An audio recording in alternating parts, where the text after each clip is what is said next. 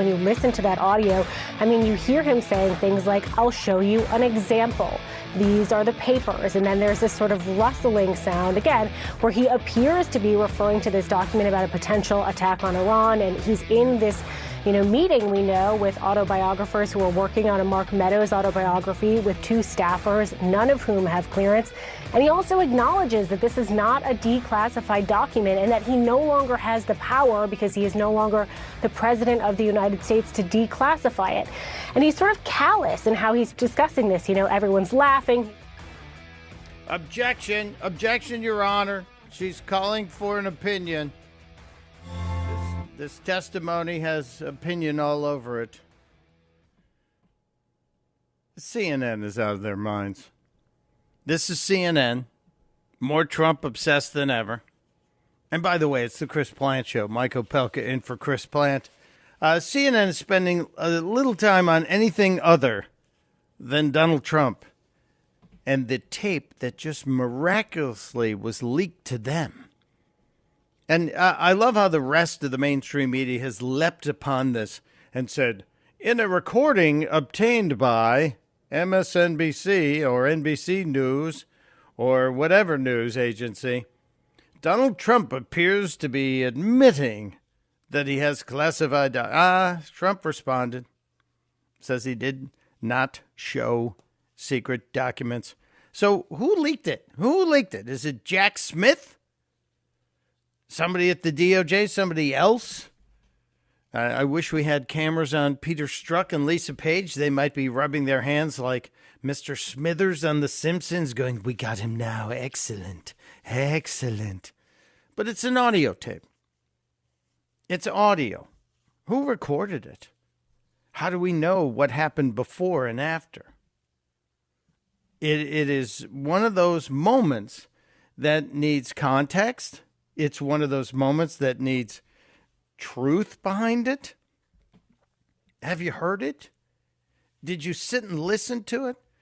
It's an audio recording exclusively obtained by CNN. Apparently, allegedly happened in July of 2021 as Donald Trump was talking about classified documents. Let's dive into this a little bit, shall we? These are bad, sick people. That was your coup, against you. It started right at the beginning. Like when Millie's talking about, you were going to try to do a coup. No, they were trying to do that before you even were sworn in. So these are people who are staffers of Mr. Trump's, and they're pointing out the obvious, the things we've known, that since Donald Trump came down the stairs, the escalator at the moving stairs at Trump Tower, when he came down the escalator with Melania, when he was announcing, they immediately started going after him because you saw the tsunami of support that was coming up for this outsider. How dare we let him in? They're talking about the various attacks that continued throughout Trump's presidency and have gone even past the presidency now. Trying to overthrow your election. Well, with Milley, let me see that. I'll show you an example. He said that I wanted to attack Iran. Isn't it amazing? I have a big pile of papers. This thing just came up. Look. Now, Donald Trump saying, look, and let me show you. CNN has pounced on it and said, well, that proves he was showing it. Does it? Because couldn't he just mention and reference something in the printed material? It continues. A little more from the 2 minutes of audio that CNN claims was exclusively obtained by them, leaked. They presented me this. This is off the record, but they presented me this. This was him. This was the Defense Department and him. Wow. We looked at some. This was him. So Trump is saying that Milley and the Defense Department was planning an attack on Iran. And we're being told that Trump was planning an attack. Interesting, right? It does sound like Milley was going after Mr. Trump. This wasn't done by me. This was him. All sorts of stuff. It's pages long. Look. Wait a minute. Let's see here. I still want to know who's recording this. Yeah. I just found, isn't that amazing? This totally wins my case, So Donald Trump believes that this is going to help him exonerate himself. And I just wonder if this might even get the case thrown out. We have to ask an attorney. I'm going to reach out to an attorney after the show today. I know a prosecutor out in California who might have a thing or two to say about this, and we'll also ask if the possibility of the judge in the Hunter Biden case saying, we're not going to accept the plea deal. There are too many bits of information coming out that show Hunter Biden was likely involved in some pretty nasty crimes, some very lucrative crimes for him and Joe and Jill and Jimmy Biden and all the members of the Biden crime family, down to his granddaughter. Very interesting. This will be the lead all day today until we get something on CNN, until we get something to throw the Trump derangement syndrome off the front. I'm guessing the only thing that would do that would be a controversial Supreme Court ruling. I don't think so. I don't think we're going to get a controversial Supreme Court ruling today. These people, as Christopher likes to say, 496 days away from an election. We're 496 days away from an election. And if you listen to the left, they think it's going to be Joe Biden against Donald Trump. If you listen to the right, many of us on the right don't believe Joe Biden's going to make it to the finish line. I don't think Joe Biden's going to be the candidate, and I also believe it's pretty much a 50-50 shot whether Mr. Trump will get there. He's currently leading by a whole lot in all the polls, and today Donald Trump and Mr. DeSantis, Governor DeSantis from Florida, guy who's second place in all the GOP polling, Nikki Haley, I believe Vivek Ramaswamy, and a couple others might be in New Hampshire holding events. Now, the Trump team has a big rally going. They'll certainly get a really substantial crowd.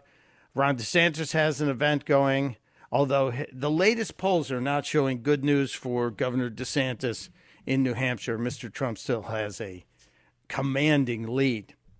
You put everybody else together, and it's still a commanding lead. So the Trump campaign, to my opinion, the Trump campaign really doesn't need to go after DeSantis and say it's rude of him to hold an event there. This is what happens when you have a lot of candidates. This is what happens when your party has so much talent that you can have a lot of people vying for the nomination. Although there's a lot of people who just aren't going to get anything. You have to believe that. There's a whole bunch of folks. I'm sorry, Asa Hutchinson, Governor Hutchinson. It doesn't look like you're going to get any real votes in any primaries, but it's his choice. He can put his name out there, like the mayor of Miami, who apparently believes he has a snowball's chance in hell of getting the Republican nomination. The mayor of Miami, Francis Suarez, he was doing a little radio today. He was on the nationally syndicated show with Hugh Hewitt, good guy Hugh Hewitt, and may have put his foot in his mouth on an epic level. This is how it happened today. Will you be talking about the Uyghurs in your campaign? The what? The Uyghurs. What's a Uyghur? Okay, we'll come back to that. You won't be. You got to get smart on that. Wow. Hugh Hewitt asks a presidential candidate, the mayor of Miami, Francis Suarez, who you've seen him. He showed up at the Trump indictment. He's made his face very, very available, if you will, to the cameras. And he doesn't know who the Uyghurs are. Hugh Hewitt, ever the gentleman, saying, well, you better get smart on that. This has a throwback to that time when Gary Johnson was on Morning Joe back in 2016, when Gary Johnson thought the libertarians had a chance to make some headway in the election. And he was asked by that plagiarist Mike Barnacle, about something that he should have known about. What would you do if you were elected about Aleppo? About Aleppo. And what is Aleppo? You're kidding. No. Aleppo is in Syria. It's the epicenter of the refugee crisis. Okay, got it. Okay, got it. I stepped in that one, didn't I? What would you do about Aleppo? What's a Uyghur? Boy, is this moment on Hugh Hewitt's show the Miami mayor's Aleppo moment? It might be. He might not recover from that one. Not that he ever had a chance, really. He's very telegenic. He can put a sentence together, but he's somebody who doesn't have a serious presidential bit of presidential timber in his body. Just saying. The phones are open always whenever I'm on the Chris Plant Show and Chris's show when he's here. 888-630-9625 is the number. Let's see what's on the minds of the people out there. Alan is listening in Arkansas on 10:30 a.m. Hello, Alan. Welcome to the Chris Plant Show. Hello. What's on your mind, Yes. sir? Well, what's on my mind is the fact that I hear always they're going to be put under oath and we're going to bring them in front of Congress and they are going to take an oath and they have to tell the truth. Are you serious? These people don't have any truth within them. An oath means nothing to them. Why are we thinking that if we pull them in front of Congress or we pull them in front of any kind of court at all and ask them to take an oath, that's going to mean anything to them? They are liars in nature. There is no truth within them. An oath means nothing to them. Why is an oath meaningful? I don't understand why an oath is something that would carry any weight with anyone. Well, it is. We have to have hope, Alan. I think we have to have hope in the system that ultimately the truth will surface and the truth will have consequences to the people who violate it.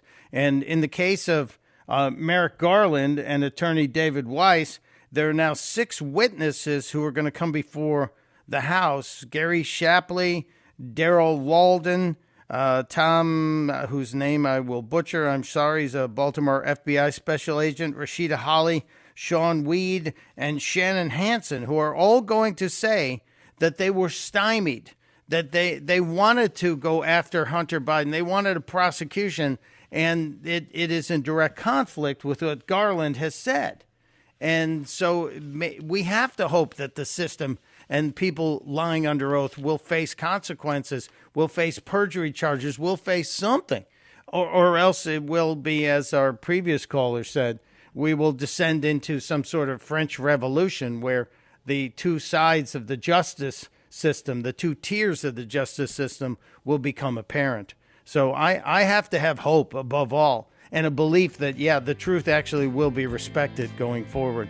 But I thank you for calling, Alan. Thank you for being there. It is Mike Opelka in for Chris Plant. I see the phones are really bubbling. We'll see if we can get to as many of you as possible. But we also have to talk about Fauci got a new job. I know you were worried. He's 82 years old. He retired. Was he going to be able to cobble together some kind of income so he can continue enjoying the life to which he has become accustomed? We'll get to that. The primetime shakeup at Fox, reactions to that. And Pride Summer. I thought it was going to be over Friday. Apparently, it's going to be with us forever. It's Opelka in for Plant on The Chris Plant Show. You're listening to The Chris Plant Show.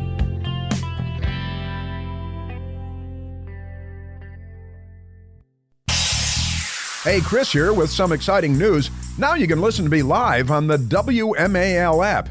Doesn't matter if you're in your car, in the office, on the go. The WMAL app delivers crystal clear around-the-clock news coverage anywhere with cell service or Wi-Fi. So don't miss a second of your favorite shows. Download the WMAL app today on the Apple App Store or at Google Play Store.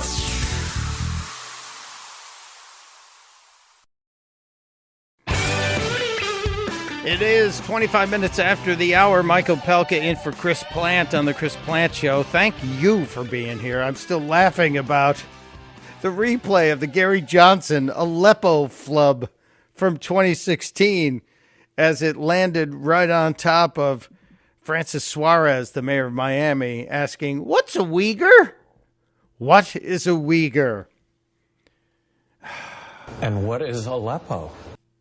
Yeah, what is Aleppo? Obviously, Aleppo is the seventh Marx brother, who nobody really liked him. He was going to be in the animated films, but no, didn't happen. So much going on today. We need to talk about a couple of things, including the attempts to expunge the impeachments of Donald John Trump that a couple of members of the House are trying to put forward. And it is driving the left, especially the left over on MSNBC, absolutely crazy. Mika lost what was left of her mind this morning, talking about they want to try and expunge. Yes, they're going to expunge, which is what MSNBC should do to you too. The impeachments of Donald John Trump, because if the impeachments were all based on Bravo Sierra, and all based on some of the lies told by Shifty Schiff, then the whole thing was based on Bravo Sierra and should be tossed out. Seriously. Really, seriously. We have so many things we have to try and get to, but I don't have a whole lot of time in this break. So I'm going to weave off the center lane here and check in with Jason in Kensington, Maryland, because Jason always has something interesting, even if it's not on topic. Hello, Jason. Hey, Mike, how you going, mate? Good to see you back. That's good to have you back here, my friend. All right, where are you taking me off track today? Off track, actually back to Australia, because the government now is actually offering compensation to people. They have a program going at their compensation for vaccine injuries, which I guess now the government is admitting is happening. And, of course, they're backtracking and saying, well, we didn't really tell you needed to get it. It was up to you. But, I mean, Australia had a 97% vaccination rate, and it's been a very good test market of just how much of a failure the vaccine was. Wow. And a lot of people are going to hospital and have also died. Most of them are vaccinated. So, it's not like there's a group of people out there that aren't vaccinated they could blame these deaths or injuries on. It's basically everyone's vaccinated. So, boy, this sounds like vaccine reparations, Jason. How are they going to be able to decide? Well, I guess, and that's another thing about Australian government is, you think bureaucracy is bad here. It's twice as bad there. Corona really sort of highlighted just how socialist our country is, and it's really sort of raised its ugly head during COVID and with the lockdowns and the arrest of people that, went on. So, yeah, it got ugly out there. I can't wait to see how this resolves. Australia trying to compensate people for vaccine injuries. What qualifies? It is vaccine reparations. I want the people who lost their jobs here to get their jobs back because they wouldn't get vaccinated and get their back pay. It's Mike Opelka in for Chris Plant on the Chris Plant Show.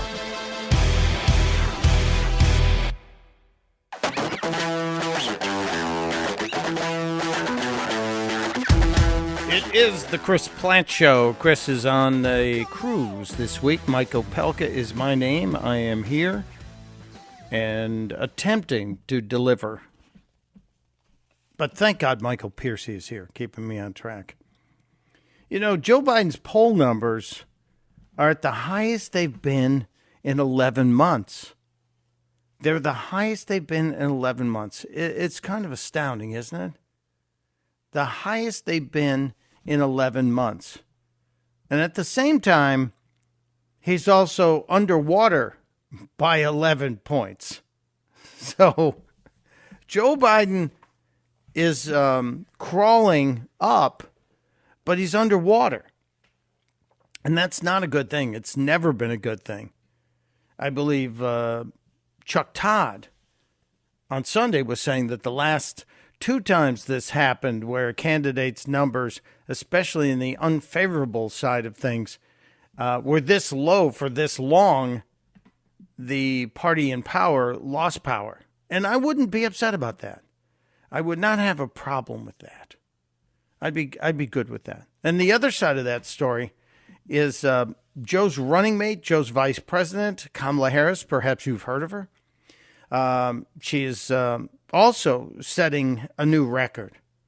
Kamala Harris, another record for Kamala, and I think this is really important for us to take note of this. DailyWire.com has the story. Thank you, Daniel Chayton. Kamala Harris just is incapable of impressing Americans.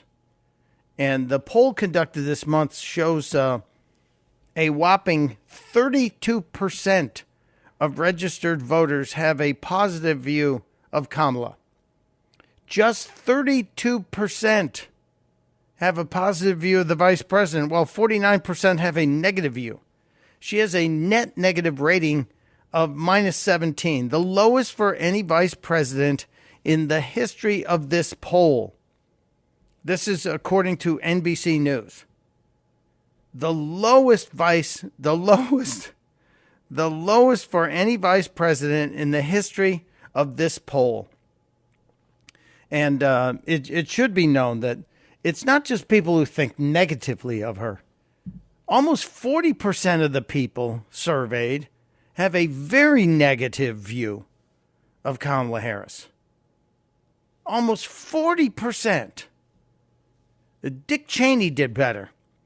I want you to sit down and think about that, because the left likes to look at Dick Cheney. What do they call him? Darth Vader. Yeah, they really couldn't stand Dick Cheney. Dick Cheney fared better in May of 2003. Just unbelievable. And yet this is what the Democrats are telling us is going to be a winning ticket. This is what the Democrats are telling us. Joe Biden, who's 11 points underwater, and Kamala, who's 17 points underwater, setting a record for a new low. And we're to believe that they're going to win.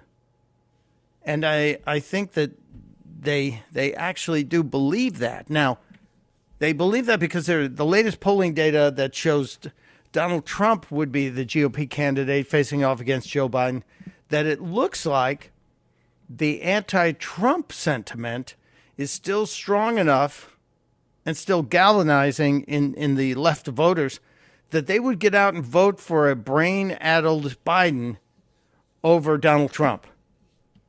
Their hatred for Donald John Trump is so huge that they would put Biden back in office. Now, the poll also shows DeSantis would beat Joe Biden like a rented mule. Not that I'm encouraging anyone to rent mules. But that is a really interesting bit of polling. But again, we're 496 days away from an election. We haven't even had our first primary. The first primary is, I think it's 6 months or so away. And you have a bunch of Republicans up in New Hampshire, which will be the first Republican primary state. The Democrats have moved theirs. I think their first primary is going to be South Carolina, was the payoff to South Carolina for putting Joe across the finish line, getting him past Bernie Sanders. If you remember, that deal was done. Yeah, pretty much. So keep your eyes on this. It would be remarkable to have a president with such negative ratings get reelected just because the anti-sentiment, the Trump derangement syndrome, if you will, is so high.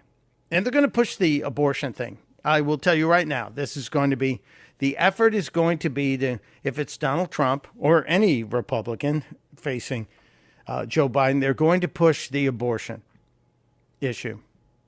Even if there is a law that is more lenient than most of Europe, even if there is a 15-week abortion ban, that is going to be the topic, the number one topic, and the number one push.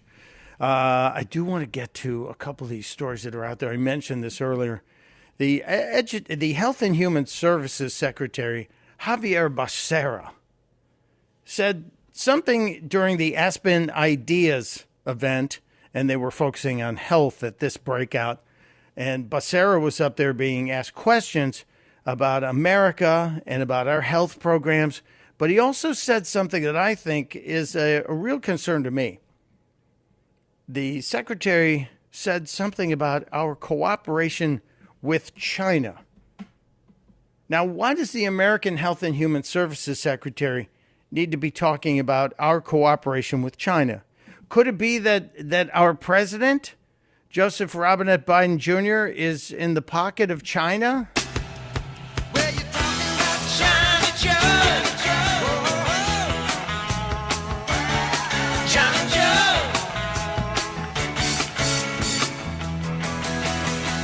Yeah. I'm old enough to remember when Joe Biden was really saying some wild things about China. China is going to eat our lunch? Come on, man. They can't even figure out how to deal with the fact that they have this great division between the China Sea and the mountains in the east. I mean, in the west. Huh? He's confused. He was confused. That was on the campaign trail. Joe talking about how China's not going to eat our lunch, and then suddenly he starts to wake up and it's from his nap when he's all rested, and he starts to realize, well, China might be eating our lunch. They know China and other countries are eating our lunch. Really? So they weren't going to eat our lunch when you were running, and now they are eating our lunch? Or is it that they just might possibly eat our lunch? I was on the phone for 2 straight hours with Xi Jinping. If we don't get moving, they're going to eat our lunch. Yeah, so China, they're very important to Joe Biden. They're always on his mind. So I guess I shouldn't be surprised when the Health and Human Services Secretary, Becerra, talks about cooperating with China. Can you give us any behind-the-scenes look into what the U.S. government is doing to get China to be more transparent? No. But I can give you some hints. The fact that Secretary of State Blinken was there, the fact that we continue to make overtures, the fact that we actually have a very robust health operation working day in, day out as we speak with China is a sign that there is work, there is cooperation, there is some collaboration, but it's not at the levels it would need to be. Wait. So our collaboration and cooperation with China is not, in the words of the Secretary of Health and Human Services, not at the levels it needs to be. Correct me if I'm wrong, but I'm old enough to remember when it is generally accepted that China was behind the COVID-19 deadly virus. China, from their lab leak in Wuhan, that, maybe we cooperated with them by giving them money, and then they cooperated by sending us a virus that they shipped around the world that killed millions, including over 1 million here in America.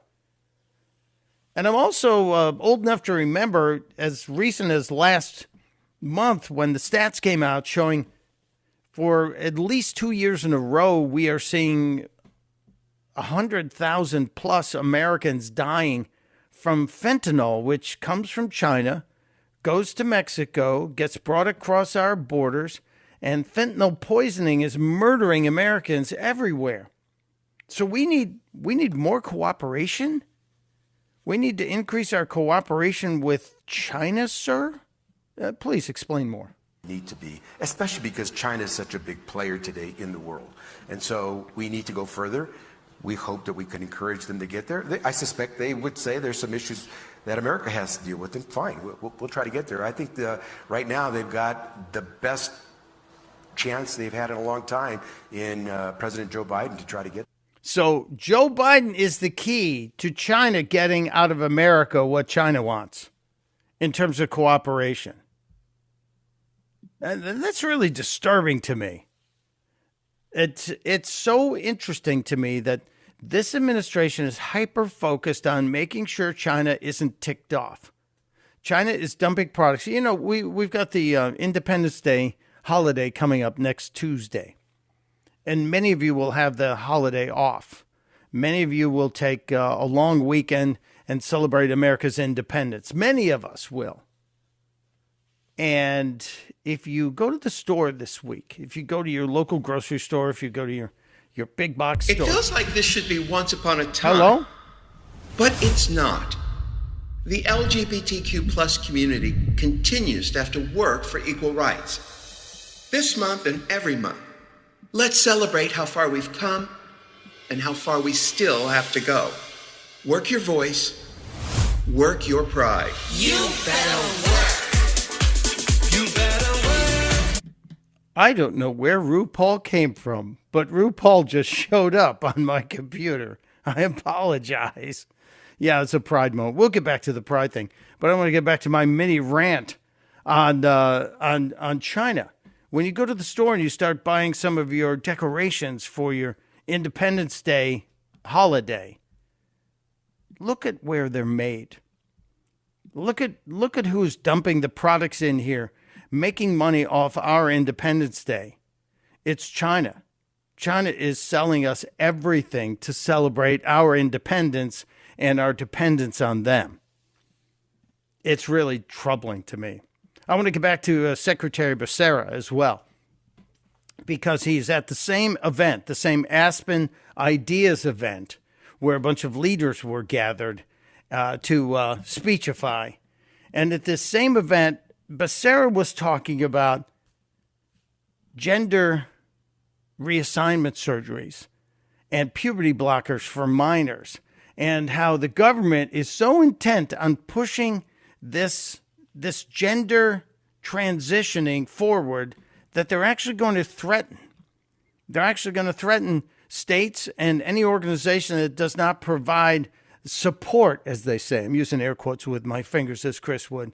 That does not support the gender transition thinking, and they're going to come at it from the standpoint of money. Well, we have issued some guidelines that say that a provider who receives Medicare funding, Medicaid funding, must be prepared to offer gender-affirming care. We unfortunately ran into a couple of circuit courts that said differently, and so we're now in the process of having to work under those rulings. But we're not going to stop everywhere where we have an opportunity at the federal level. And again, I go back to yesterday's conversation where we don't control health care. We don't control how gender-affirming care is provided or if it is provided. But where we have laws that require you to fulfill your obligations if you want that Medicaid dollar to come to your state, we're going to make sure you check the box. So we don't control the care, but we do control the care because we control the money. That's how this administration gets things done. They squeeze the money. They withhold the money until you have the behavior they want. And in the case of puberty blockers, and in the case of what they call reassignment surgery, it's really mutilation. And the puberty blockers are also a lifelong addiction. These are life-changing procedures, drugs that no one's really thinking forward.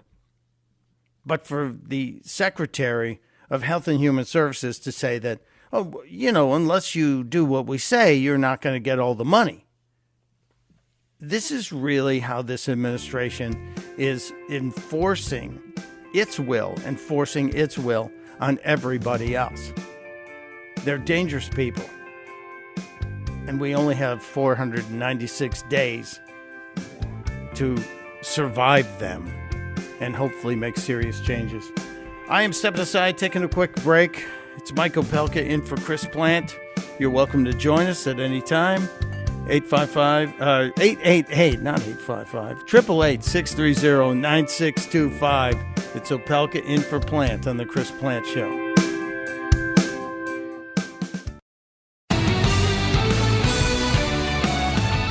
It is the Chris Plant Show. I know we played this clip yesterday, but it's kind of come back into the news. My name's Mike Opelka, by the way. I'm in for Chris while he's on the cruise.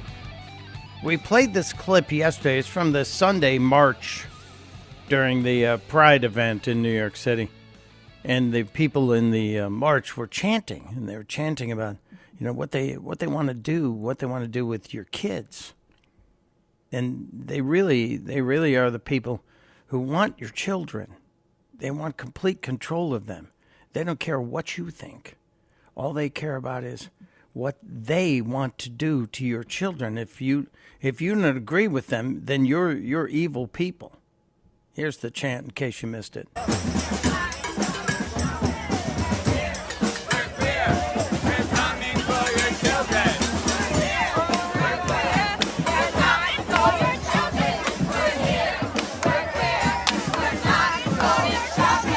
Now, the left is saying that that was sarcasm, and Marjorie Taylor Greene getting upset about that. Well, she doesn't understand sarcasm and comedy, and I think they're not being sarcastic. That sounds pretty darn honest. They're telling us flat out what they want to do. They're here, they're queer, and they're coming for your children because they think that those children belong to them. It's been said by the President of the United States, they're everyone's children. They belong to each and every one of them. I don't think I'm wrong on this. John is in Missoula, Montana. John, welcome to the Chris Plant Show. I'm not missing the point here, am I? No, you're not. It's quite disturbing. Yeah, when people tell you who they are and what they're planning on doing, you really need to listen and believe them. And I do believe that 496 days from now, when the election is held, that it's going to hinge on parents and parents standing up. We need to talk about this in the next hour. We'll mention it briefly here. But the Moms for Liberty are getting all kinds of pushback from people like the Southern Poverty Law Center, which in my mind is the terrorist group here, and Moms for Liberty, who want schools and the indoctrinators to stay away from their kids, are pushing for parents' rights. And now we're hearing that there are hotels that are getting pressure to unbook the events that Moms for Liberty have scheduled. And there's something coming up in Philadelphia. I'll explain it next hour as well. But it is time for parents to realize the power is yours. There are a lot more parents than there are angry, crazed, very far left folks in the LGBTQ community. And the parents and the common sense needs to be respected. So I hope we're going to see that, John. I appreciate you listening to the program. Thank you, sir. So much more to get to. So much more on the agenda for the final hour. I hope you'll stick with us and join the conversation. I didn't give you the details. The good news for Dr. Fauci, we won't need to have a fundraiser for him. I'll explain where he's landed. 82 years old and now getting a nice gig. It's Mike Opelka in for Chris Plant on the Chris Plant Show.